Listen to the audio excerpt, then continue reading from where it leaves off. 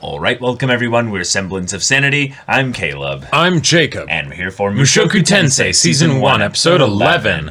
Oh, we had some complications last episode. Yeah, we did. We've learned a little bit more about Ruijerd and seeing where his code fits in with his morals and his goals. Right. So now, okay, he's falling in line a little bit. We now have Rudy reaffirming his position as the leader of the group here. And Eric's doing a good job at helping support him in that. Right. And now we have a method by which we can circumvent the guild kind of requiring them to take jobs at this rate and in this particular order so that they can rank up. Yep.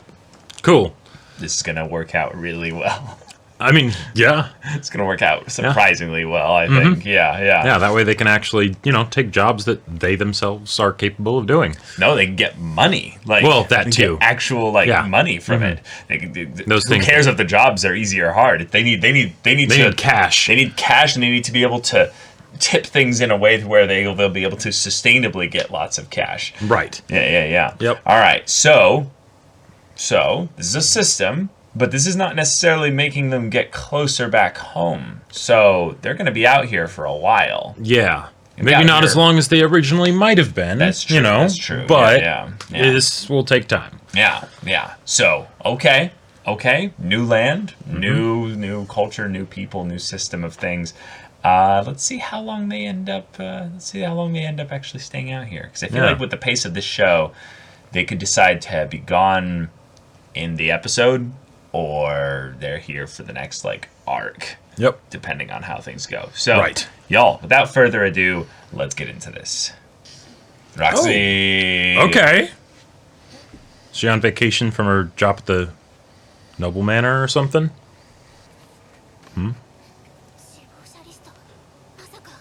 Wait, was his village hit? Are we doing an in media res here?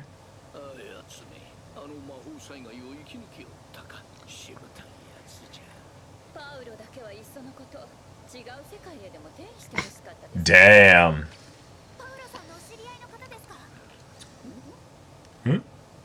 Old adventuring buddies? Yeah, probably. Shit.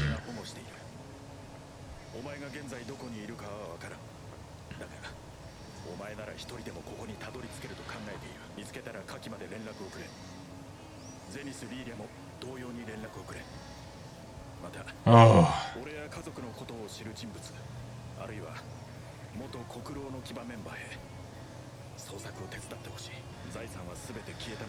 Oh, shit. Okay. All right. Dang. Yeah. All right. So this is all the info that Roxy is going to be having. Oh, the kid adventurers. Oh, these guys.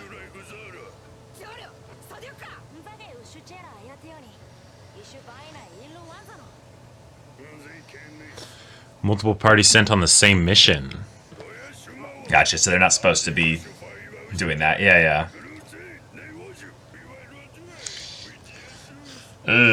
You sound like some good canaries to go into the coal mine. Yeah, or some potential PvP targets, which is not helpful.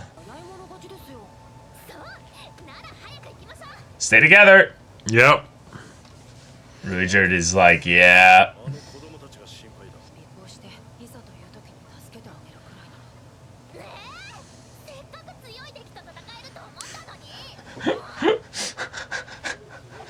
All right, Ares. Okay, you get it.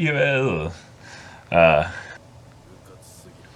kind of surprised that they're a high enough rank to have gotten this mission. Well, we've never seen them fight. Right. So we don't really know it. Oh no! God! God! No! Ah! Okay, that's much better. All right. Yeah. Much better.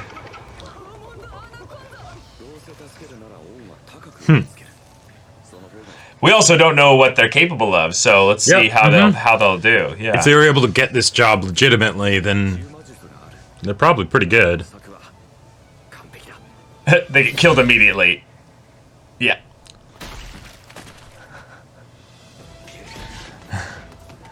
Whoa! Whoa! That's Whoa. how fast things can move Whoa. in this world. Whoa! Oh, all right. Oh! Oh my god. Jeez! Right.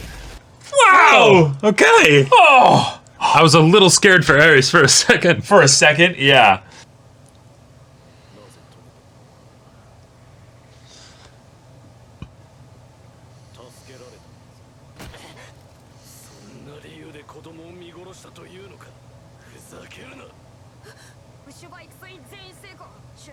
Uh-huh. Yeah. Uh-huh. Well, isn't he a child too? Yeah. Mm-hmm. Yeah. They chose this life. Yeah. And they got to the point where they were able to take a job like this. Mm-hmm. It's my fault, yeah.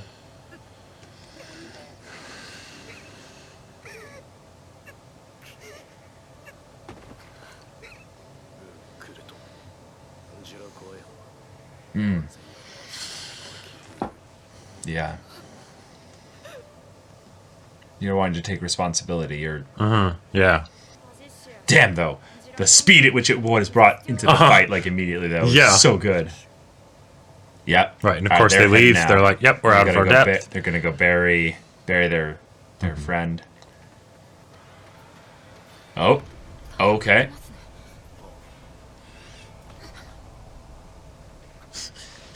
Doesn't sound like it's going too well Yeah, in for a them. village of petrified stuff and what have you, there wouldn't be much sound, so...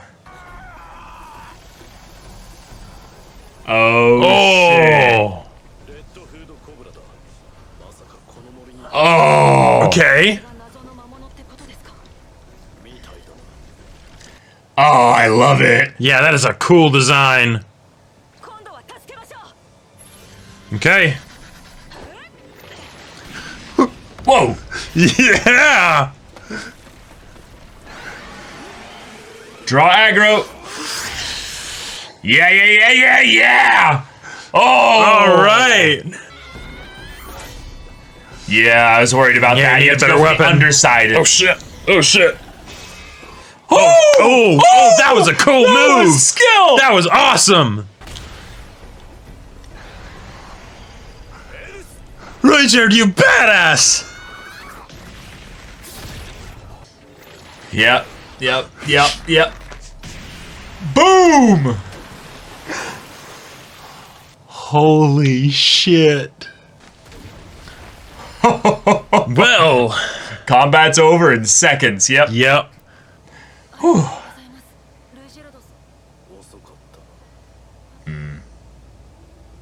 Yeah.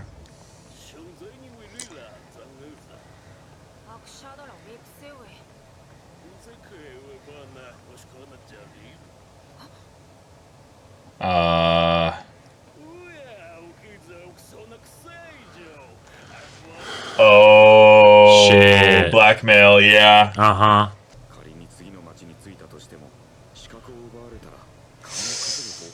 Uh-huh. Yep. No. No. Yeah. Is he gonna kill him without the rest of the party knowing? Uh-huh. Yeah. You can't let this happen. Jeez.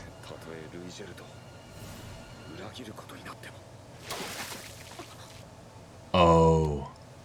Wow. Damn! Wow. Oh, okay!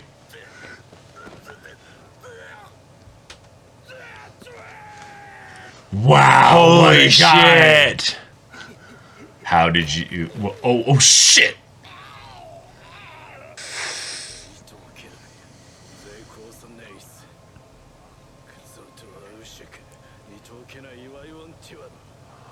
Nice. Yeah. We'll be back. Holy shit. Oh my god. That was Okay. super effective. Yeah. Jeez. Oh my god, he's strong. Wow. You've been just chilling with a high-level person in your party Yep. all this time.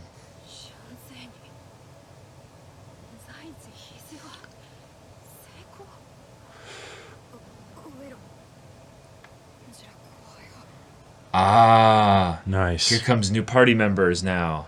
They can move to the next city together, maybe. Or at the very least, there are people that'll be left in the city that know that Ruijerd was a good guy. To leave the city and guess catch up with him. Mm-hmm.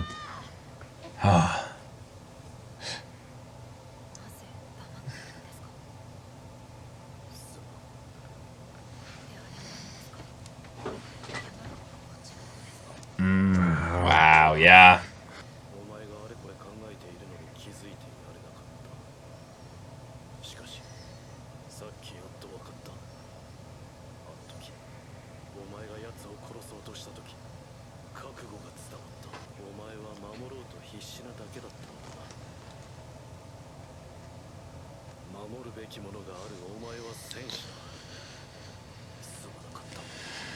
Okay. Oh, the music. Wow. All right. Okay.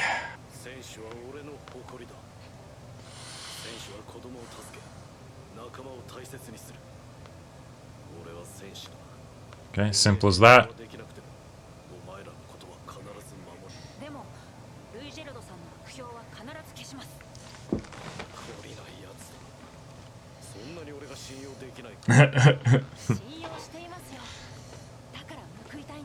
Yeah. Right. I made a promise earlier. Yeah. Onward.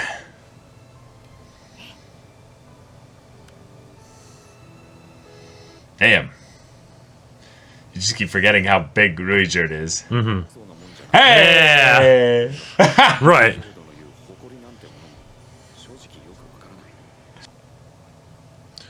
Oh. Oh, Right. shit. Wow. Oh my god. Damn.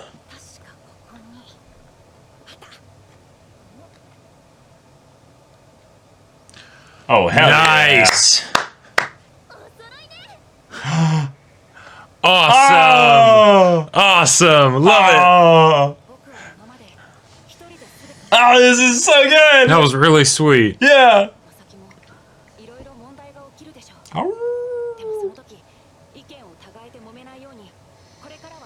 Cool. Yep, the wolf pack. Awesome. Yep. All right. Yes. Let's go! Yeah! Oh, I love that episode. That was great!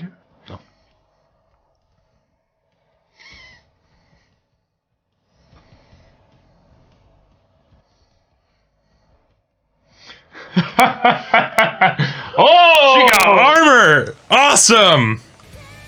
Oh, yes! Renting a mount or something. All right. So Oh, the big adventure is salamander. really working well. Oh! Oh, civilization. City. Whoa! Yeah. Big port city. Charter a boat from here, maybe. Yeah. Oh. Arriving probably as they get here too. Yeah, yeah. Okay. Cool. Oh, next episode's gonna be good. Yeah. Damn. All right, look forward to the second cour. Thank you for watching. Wow. Nice. Okay, so that was the first part Right. of season 1. All right.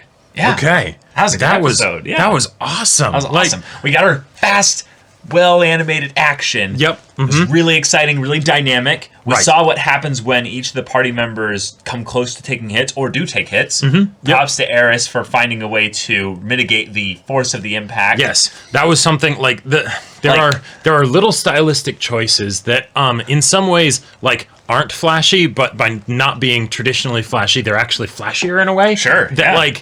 communicate the physicality of this world, right? And the way that the characters fight and everything without it just going into yes, and now the swordsman will do some kind of Getsuga Tensho energy blast or whatever because why not, right? You know, it's like no. They're just really fast, they hit things and the things explode because they're that strong, right? And then if you get knocked back At that strength, at that yeah. speed, you are in trouble, Explode. right? You hit Because something flat and hard. right, because that's what happened with the kid, right? Yep. But oh no, you're also really strong, so you've got the reflexes. You stick your dagger into a big tree, slow yourself down. Cool, awesome. Yep. It's ridiculously cool. Very, very anime. All right, so we've got our party having gone through their first city, dealt with their first real set of problems that threatened the party as a whole. One, we had infighting. We had the idea that, if we try to save them immediately, they won't really care about us saving them, so we should give it a little bit of time and go for the last second. But this isn't a video game or a tabletop game, Rudy. They don't have hit points. Or death saves or anything like that. or anything like that. If you get a big hit... You're dead. A big hit, you're just dead, Right. So, and that's one of those things that just...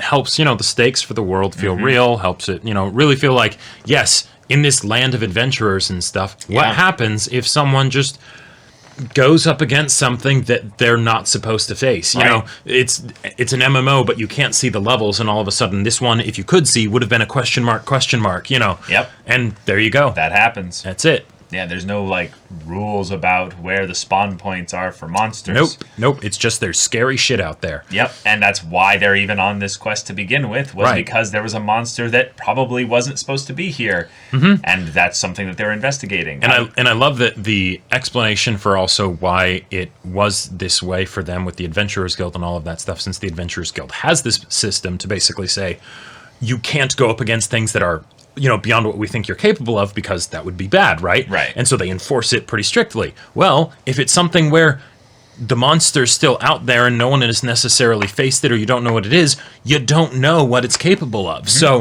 it's a mysterious monster. If you can take it out, great. But, probably a big part of being an adventurer is knowing this is beyond my pay grade. Right. Also, this is a unique situation where there was some job switching happening. And this was not actually Dead End that took the job. So that's right. So in some ways, this is something where maybe they were there to investigate. And because there was the investigate and then the bonus reward if they could kill it. Right, and maybe someone else put out a kill thing. I'm kill whatever the monster is in here, and we'll offer you, because you're going at it at the high level, we're going to give you a really high reward because we think you have a higher chance of success. So then the guild was investigate, and I mean, there's a chance that they do it, but don't give them a high reward. Let's give them just 2 more of those exactly iron, if it's pieces or what have you. If it turns out to be something that you can kill, great. You took care of it for us, thank you. But primary if not, is just to give us some info. We don't really have much info. Yep, and that makes a lot of sense that, in a situation like that, you would have adventurers that would do that and then basically come back and be like, yes, this needs to be placed at our estimate is about this level of a job, right? Yeah, because and they might not even judge that. They may just be like, okay, how big was it? Okay. Right. It was more than we could handle. Was it? It's above a D rank or C rank or whatever they are, and then we'll adjust and maybe send a B rank adventurer to see if they can take care of it or whatever. Right. But I love the dynamic though of their fighting though, because you have Rudy who very much went into blaster mage style, which is just I shoot some fireballs exactly, and I hope I hit. Right. And stay in more or less one position. Hope it doesn't get too close. Hope it doesn't get too close. The idea that Richard is so strong, I mean, so ridiculously strong, that he stopped its strike with his bare hand. We're running with literally the greatest spurred warrior then, if that's what he's capable of. Yeah, and I think that was why he was kind the of leader. the point, right? And why everyone is so terrified when they hear his name and everything. Yeah, it's just, you run. You can't do anything to stop him. Which then makes it even more understandable why he's so frustrated when he's like, all right, I'll save them. And Rudy's like, wait, not yet. And he's like, it's trivial, right? Like I could do this easy. That's why I listened to you, and now a kid's dead. And that's why it's really important that as a party, you understand not only just why you guys do things, but what you guys can do. Because if they realized how strong Ruijerd was, the kids could have just stayed back and let him do all the work, and he might have done it just fine.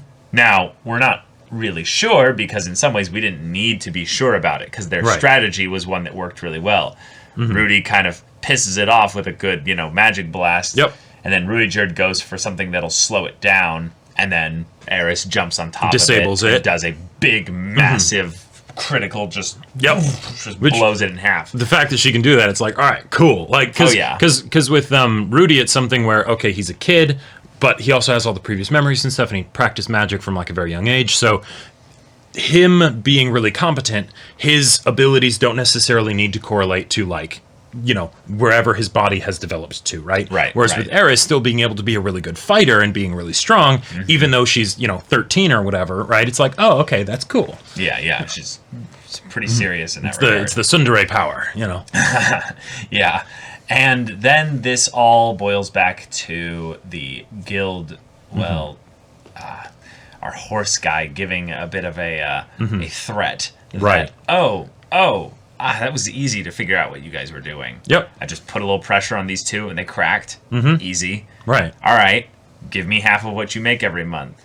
Rudy's like, I'm going to kill this guy. Yeah. This is how we become murder hobos. Yep. And I'm thinking, Yeah, that's how it happens. This is literally how it happens in D&D. Yep. All right. Okay, cool. Yep. And he darkened the sky, which is funny because he was going to cast probably some kind of stormy shit like the stuff that some he showed. lightning strike or whatever. Yeah. Well, right. But he had a big spell, remember, Yep. that he casted a while ago. Yeah.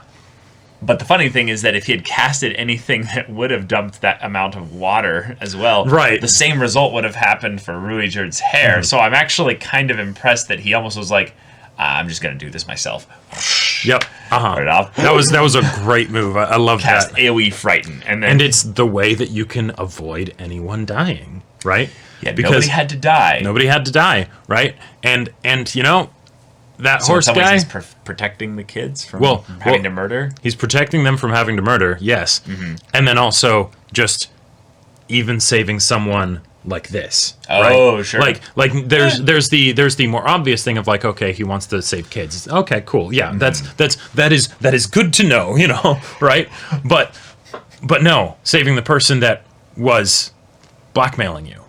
Yeah, I think he's not really caring about his life though. He's just like, yeah, you need to respect this and move along, otherwise you will die. I'll do Rudy a solid because I saw his resolve, but I also, you don't need to do this. I can take care of this. Yeah, you know, exactly. Yeah, like kind of an I got your back, bro. Right. Yeah. Because I think on some level, he doesn't consider the horse guy a kid. So no, definitely not. So it doesn't really matter to him. No, well, right. I mean, I don't think Ruijerd will only save kids. You know, right? Like he was wanting to save the other adventurers too. That's, you know, but that's true. Yeah. But yeah. One of the things that I also really liked, specifically with the other adventurers, is when they realize, oh shit, it's too late, and they all kind of just. No one says too much about that, right? But you know, because then sort of the scene ends and then they're going back to town. But the idea that Ruijerd paused at that, it's like, is maybe the reason that you're too late. One, it's a group thing, right? The group didn't move fast enough to save them, right? Yeah. But if you hadn't confronted Rudy in that moment, it's possible that you would have had more time, right? You know, like. Good observation. So not that he could have known that or whatever, right? Like it's something that happened, but he made the choice to do that. So, you know, he played a part, he shares some of the responsibility in how this ended up going, right? Yeah.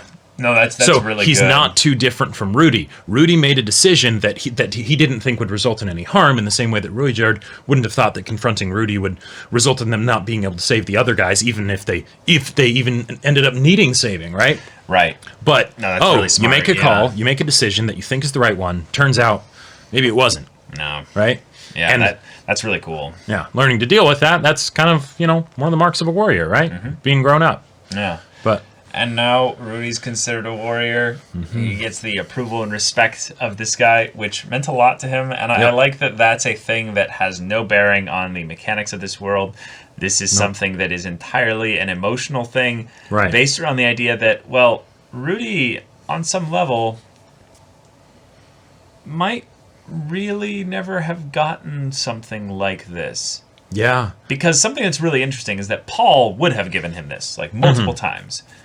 But the difference is that Paul always was in the role above him.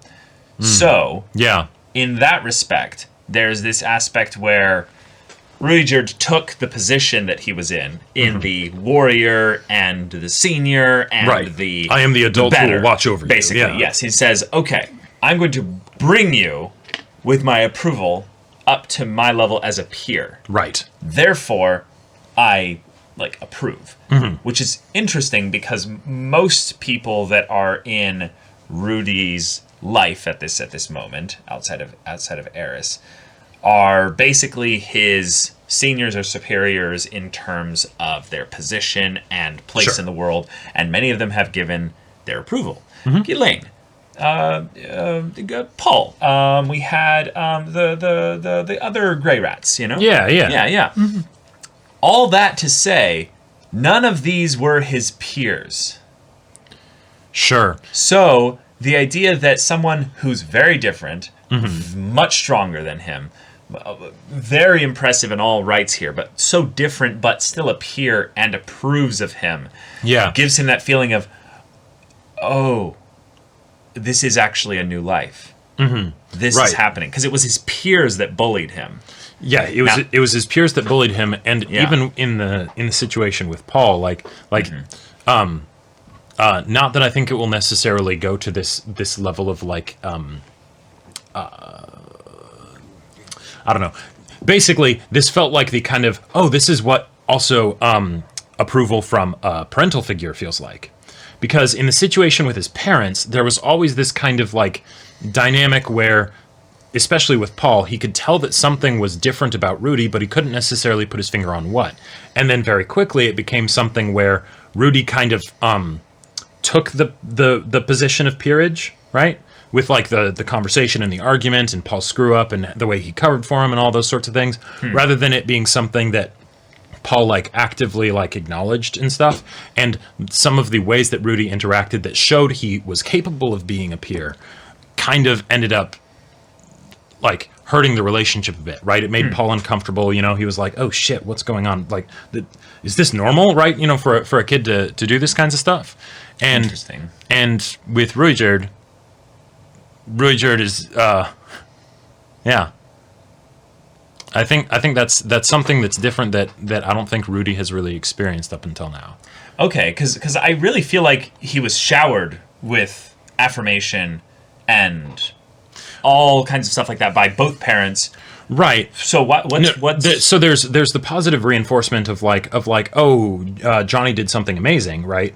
And yes, he got plenty of that. But I feel like that's something where it holds a different kind of value because the parents didn't respect him as a peer. It was oh wow, he's doing all these things that we would never expect of a child of his age, right? Right. The difference is that he never actually had, I don't think he never actually really had the desire or even the opportunity to be a peer to either of them. Right. So I don't think that really came up as a negative then. No, not as an active negative. I'm more talking an absence, right? Where it's something where he wouldn't have gotten this kind of stuff in his previous life for sure. And I don't think because that's the of comparison I was making. Right, because of the circumstances of his reincarnation and the benefits and boosts and stuff that he got as a result of that, I don't think he really got this with his family either, not in the same way, because the dynamic was very different, right? Right. I'm still trying to bring up the idea that the approval came from a superior, an elder, and all that.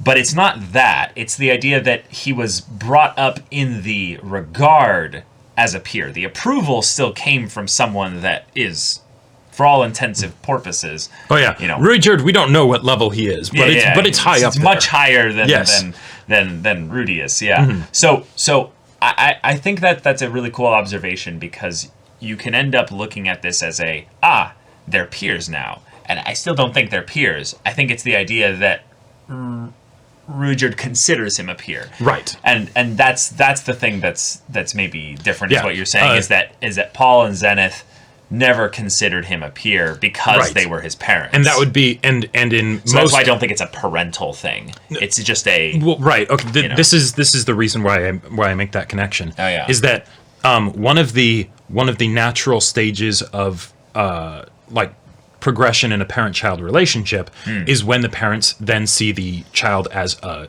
as an adult, as a peer. Not to say that they don't still potentially have more experience or things like that, right? Sure. Not to say that Ruijerd isn't still necessarily stronger than Rudy, right? Right. But that doesn't mean that they have different, like, standing, basically, with how things are in the whole social interactions and all of that stuff, right?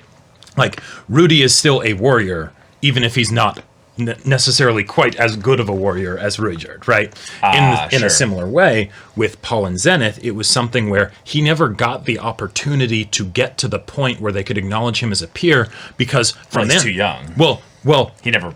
well, he's too young, but is he, right? And because he's too young normally to be considered a peer by them, right? Okay. That never ended up happening. Right, But yeah. he had all the capabilities of being considered a peer earlier, and Paul ended up getting kind of a Rudius awakening, sorry for the pun, Oh, yeah, of we used that, it back right? then, yeah. And so that's something that he had to sort of deal with, and it was very uncomfortable for him. He didn't really know what to do, right? And it would have been wonderful if Rudy had been able to stay there longer, for him to get to that point where then they sort of, are able to acknowledge him as peers, but very shortly thereafter he gets sent off to basically, grow up and go be taught the ways of the world, and Sure. To compare this, all that actually, stuff. in this episode, there's a weird, parallel with the kid adventurers in that he's like, you're kids. And they're like, no, we're adventurers. right. And they make the thing of, no, we're not less than you. We're all adventurers. Yep. We all chose this. We just got unlucky and had this whole thing go about where one of us died. But everyone makes that decision. I loved the way in which that was kind of where we had the same thing happen, in that Ruijerd saw, you're right. I'm sorry. I perceived this incorrectly. You are all adventurers in that regard.